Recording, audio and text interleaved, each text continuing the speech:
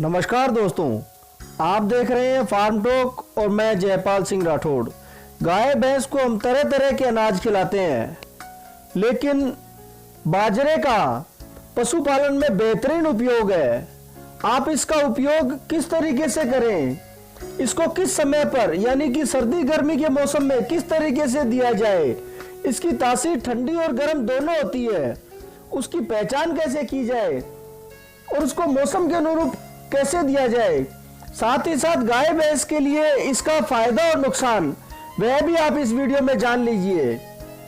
बाजरे को कन्नड़, तमिल इत्यादि में कम्मू कहा जाता है, मलयालम में कम्बम कहा जाता है, उर्दू, हिंदी, पंजाबी इनमें बाजरा कहा जाता है, नेपाल में इसे जुनेलो कहा जाता है। भरपूर carbohydrate, fibre, vitamin, protein, minerals, 4% fat और 11% प्रोटीन।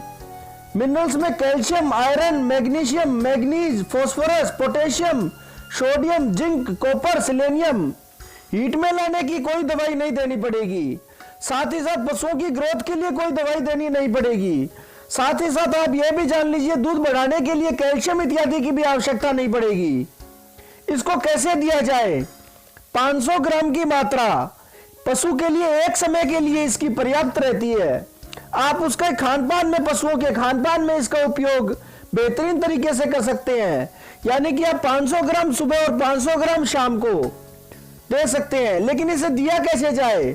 सर्दी के मौसम में इसे पकाकर दिया जाना इसका बेहतरीन उपयोग है, और गर्मी के मौसम में इसे आटा बनाकर पीसकर उसे भिगोकर यानी कि 1 से 2 घंटे इसे भिगोकर दिया जाना बेहतरीन काम करता है। सर्दी में इसकी तासीर पकाने पर गर्म रहती है और गर्मी में इसे भिगोने पर तासीर ठंडी हो जाती है।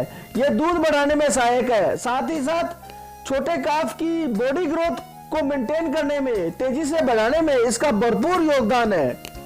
राजस्थान, पंजाब, हरियाणा, उत्तर प्रदेश आदि स्टेटों में इसका बेहतरीन उपयोग किया जाता है पशुपालन में। आप पशुपालक भी इसका उपयोग कर इसका लाभ उठा सकते हैं।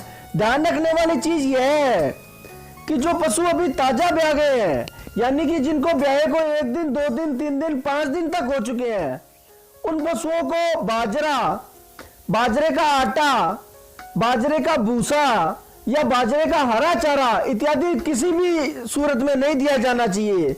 यह ऐसे पशुओं में आफरा लाने की शिकायत पैदा कर देता है। साथ ही आप यह भी ध्यान रखें, जिन पशुओं में आफरा अधिक आता है उन पशुओं को इसको बिल्कुल भी ना खिलाएं, या अभी किसी समय उनको आफरा आया है तो उसे बिल्कुल भी ना दें।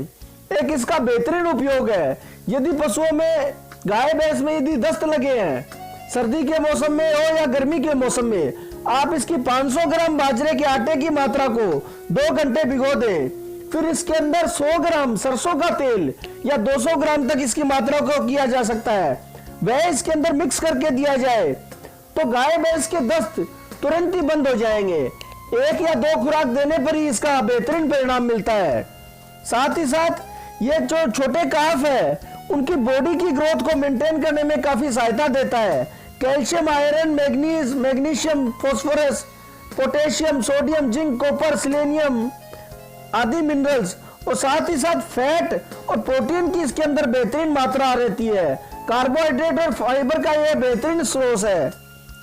इस सोर्स को यदि आप पशुपालन में एक अच्छे तरीके से एक बैलेंस डाइट के रूप में इस्तेमाल करेंगे तो मुझे आशा है कि आप सब पशुपालकों को इसके बेहतरीन परिणाम मिलेंगे। दूध बढ़ाने में इस बाजरे के आटे का कोई दूसरा सोर्स नहीं है जिससे इतनी तेजी से दूध बढ़ेगा, लेकिन इसमें ध्यान रखने वाली चीज मैंने आपको बताई है कि आप पशु को, ताजा ब्याहे हुए पशुओं को 5-7 दिन तक इसका किसी भी सूरत में इसे ना दें।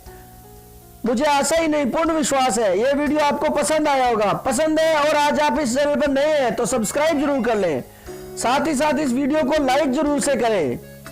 अपने अन्य पशुपालक मित्रों, डेयरी व्यवसाय करने वालों के साथ इसे शेयर जरूर से करें। आपका कोई कमेंट हो, शिकायत हो, सुझाव हो या अन्य सब्जेक्ट पर वीडियो चाहते हैं तो वह भी हमें जरूर से कमेंट करें। धन्यवाद दोस्तों।